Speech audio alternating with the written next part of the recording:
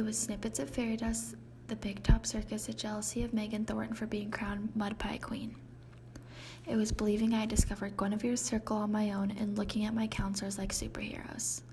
It was encountering magical afternoons and hanging out of cabin 2 windows, touching the velvety nose of Becky the horse, the adrenaline rush of dodging the bad guys during Capture the Flag.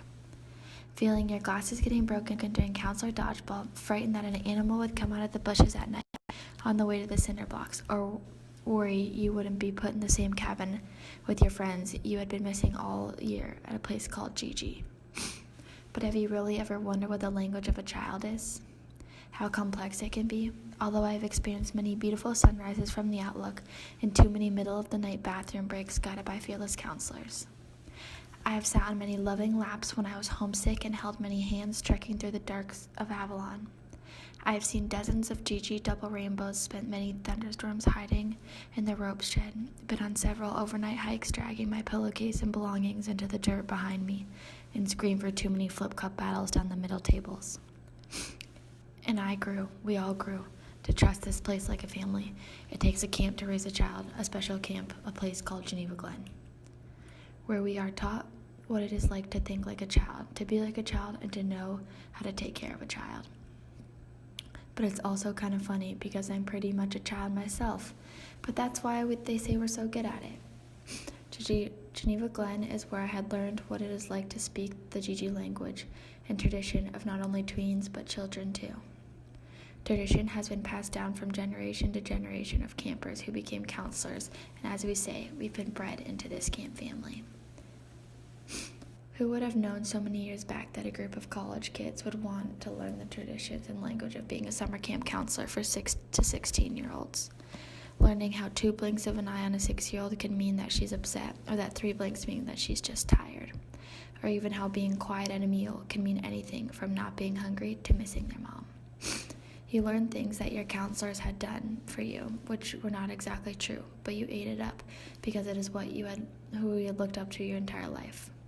From the small age of 4, when I first started to attend camp, I had my sister who I wanted and still want to be, but also I wanted to be a gopher like Don Lacroix, head of trainees like Emma Johnston, head of pool like Anna Lawrence and Nick Brown, and a friend like Grace Romer. Summer camp is not just a 10-week vacation where I come from. Once you're there and experience the magic of the Glen, you are there for life. Most don't understand or think it sounds odd, but when you see the children and even the counselors reunite, you should plug your ears and come back for more. As I became older, I began my transition from camper to where counselors had to learn my troubling language and then became a crew member, and during doing the dirty jobs, now learning the languages of other children, and my own campers even. When I had my first cabin as a counselor, I learned to wake up to my 6-year-old bunkmate telling me she had to go to the bathroom. I learned to love those 4 a.m. bathroom trips. More than most. Why? Well, because it was part of learning Sam's language, and no matter how many times we would go to the bathroom before bed, 4 a.m. would hit and we'd wake with a poke. But this was one of my favorite things, because this meant that they trust you, which meant more than the world.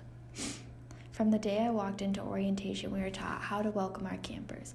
You get on their level and tell them who you are. From then on, you just talk, and maybe for more complex things you'll have to explain. But I learned most of my campers were smarter than me, and a lot of times it felt like the show, Are You Smarter Than a 5th Grader? No, I'm not smarter than a 5th grader. I learned the way my campers would all sit and talk to each other and how to help one another, not playing little Sally Walker because she was missing her mom. I would spend many of my first and second periods playing the homesick expert, when in reality, I also wanted to go home to my mom. I learned how peaceful it was to sleep in a room with 10 6-year-olds who were at the favorite place and couldn't wait to wake up and keep the days going. I learned that being someone who a kid feels safe to talk to isn't just a part of the job, but an honor. In the beginning of the summer, we all signed contract agreeing that Grace Patricia Campbell will break myself into horuxes that connect kindred spirits into puzzle pieces and fill empty spaces into duct tape to patch broken hearts. We have all split our souls into hundreds of pieces, and whether or not you've realized it, each of us has given every kid, every staff member a piece of our souls. We have learned the Gigi way, tradition, and the language that passed all of those around each summer.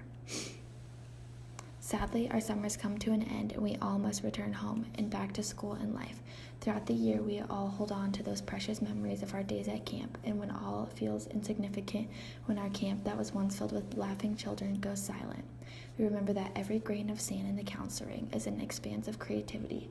We think back to the tiny hands and young wearing minds of Mackenzie girls, and we recall the large amounts of creek-bed mud between small hilltop fingers that have been caked on for days that go by, and adventures unwind. We remember the memories and lessons that we can teach more than the textbooks. Finally, we recall the significance of being an open heart and listening ear. That is the most important gift of all. These gifts and these lessons have made us better counselors and better people. They have made us better friends, sisters, and brothers. It takes a village to listen, to love, and to learn with a child. It takes a special gift, one that I'm lucky to experience. It's not just a simple task learning the way of a child, especially if it's their language. It's a unique thing that we all have passed down. My counselors had to learn my language, and now I have to learn these campers' language. It can come easier to us because of our loco parentis for 2 weeks at a time, even though we're still young ourselves. When I look back on my days at Gigi, there's nothing in the world I would rather do than spend my summers learning their language, and I hope they've enjoyed learning mine. When the days are over and I've thrown my last dodgeball during counselor dodgeball and take my last sick camper to the health center, wipe my last tear off my cute little cheek, help zip up the last jacket, force a camper to drink at least 3 glasses of water one last time, and smell tiny hands to make sure they're washed, and give one last hug and hear I hope to see you next summer, I will sign my name 1,000,000 times to learn their language. It is what holds so many memories and traditions and who will be the next upcoming counselors for my children. One day I have loved nothing more than changing these little kids' lives and hearing that morning bell one more time, just to be a part of learning their language. So for now, I will keep learning the languages of my campers and hope they learn mine as well.